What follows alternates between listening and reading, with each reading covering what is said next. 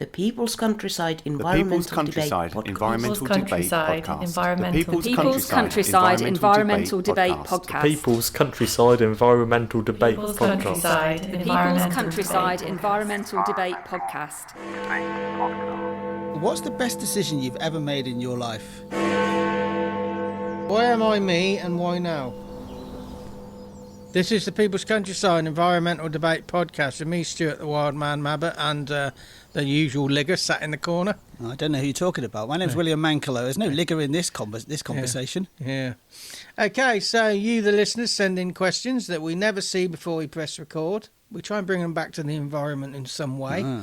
And we got 2 listeners that have never sent in questions before today. Mary in Brassington, Derbyshire. Brassington, I think, is Bakewell Way. Wouldn't that be in more the centre of Peak District? Wouldn't that be pronounced Brassington? Well, it depends. That part of the world. Yeah, it depends. And then Martin from Llanassa in Wales, which I think is Prestatyn, Rhyl, Llanelli sort of way. Yeah. That's quite a long stretch of way, but...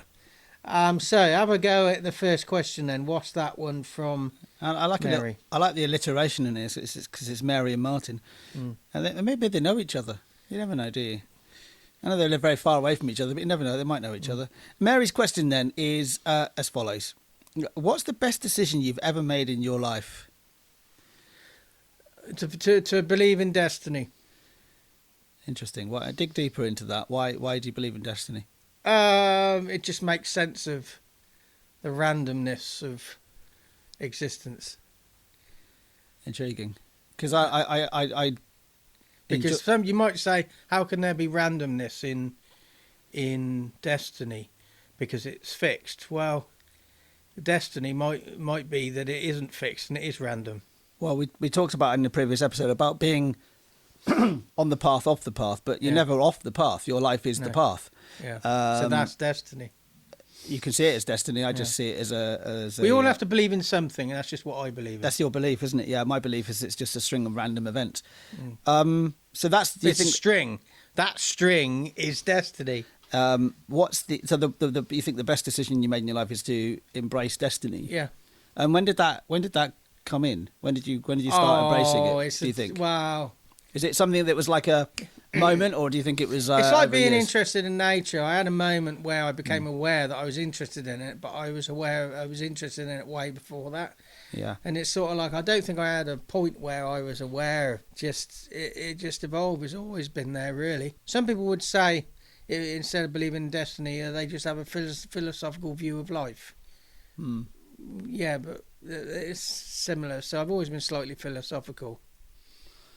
That's the best I can answer. Best decision in my life is working with me. Various decisions. It's based upon various decisions in my life to either continue to be in contact with somebody, or to cut ties with somebody entirely, or just to let it die on the vine. I was thinking of a friend of mine who I'm not really in touch with anymore, because they're just always this person that's just extraordinarily busy doing their life. They don't ever seem to be busy. Actually, they don't give themselves any time to do anything other than work, in a way, they're just not present in my life. And you're just allowing yourself to make that decision of going, okay, I have no malice for this person, that's their life, I'm just going to get on with mine. And just the reverse of that as well. You know, there's people in my life that I value and have brought value to my life, and I've hopefully brought value to theirs. So I would say the best decision I've ever made is just to.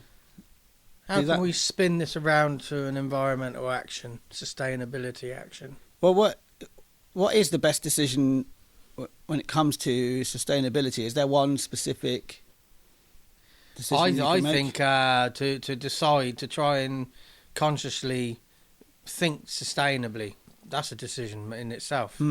So just to think, well, actually, I'm going to try this. I'm going to admit what works, and I'm going to admit what fails. And then try and improve both. And the decision, an actual conscious decision of what you're doing at the time. We make so many unconscious decisions. I was in Wallingford very recently, waiting for the bus. Lucky you. And I witnessed this car pull up in front of me, on the other side of the road it was actually, There was a young couple in there, and I thought it was a bit strange because they were parked up. They were stopped off in a taxi rank. I thought that's a bit of a strange place to park. They stayed there a couple of minutes and they drove off. Anyway, a couple of minutes later, they came back around again, parked up somewhere else, and they were both drinking water or something like that. They just weren't doing anything; they just sat there. And then they pulled off again, and they drove off. And I thought, are they doing that because this is what they do on this particular day? How much have they actually made that decision? Are they just driving because this is just what they do on this day? So making an actual conscious decision rather than unconscious. Why are you doing what you're doing, and do you need to be doing it in the way you're doing it? And that is a core of sustainability, because we think, we should be going on these holidays, long distance in flights. We should go on these cruises, which are terribly polluting. We should always eat. I always want to eat beef. It's like, well, yeah, but you can still eat beef, but you don't have to eat so much beef, because beef is one of the most polluting meats in the world. Okay, Martin from Clonassa, North Wales. What's his question? Have you seen the question? I want you to read this one out, Stuart. Okay. Why am I me, and why now? End of question. Why am I me, and why now? Maybe give yourselves a few moments just to think about that. So, why am I me? I would say me because the genetic makeup was destined to happen to make me. But I've said many, many times there's a philosophical school of thought that believes we're all the same person. So what you think is you is exactly the same as me. We just have different life experiences and our decisions go in different places. But the essence of what you sat there on a quiet moment and you're there with yourself. The self is the same in all of us.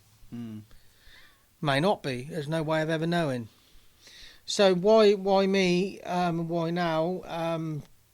For me, it's a run of the destiny and genetic factors. You may not be an answer. May not be answerable. I don't really consider this at all. I come at it from an angle of that I just am who I am. You know, don't think about it too deeply. So the second part of the question is why now? I would say why not. Well, exactly. But why am I me? Well, I just am me. I can't think of. That's not a. It's not a thing I pursue. I just am who I am. And does now actually exist? Well, I would say now is the only time we're ever existing. And it's gone already. Yeah, now is always here. Now is always here. Every second of the day, every moment, every movement, every molecule in the world, and every atom in the universe. That's a moment in time. That's now. Yeah. We often are not present enough in the moment. I find myself when I'm gardening for you, Stuart, is that I was being followed by a robin yesterday very closely, and just taking a couple of minutes every now and again just to observe the bird, watch it breathing and existing. It's a reminder that I'm here right now, and whatever's going to happen in the future, it's going to happen. Whatever will be, sort of thing. Why now? It's interesting. It's not a thought, not something that I've deeply thought into, and I don't. It doesn't bring me any sort of benefit of thinking about why I'm here. I just am. I'm just here.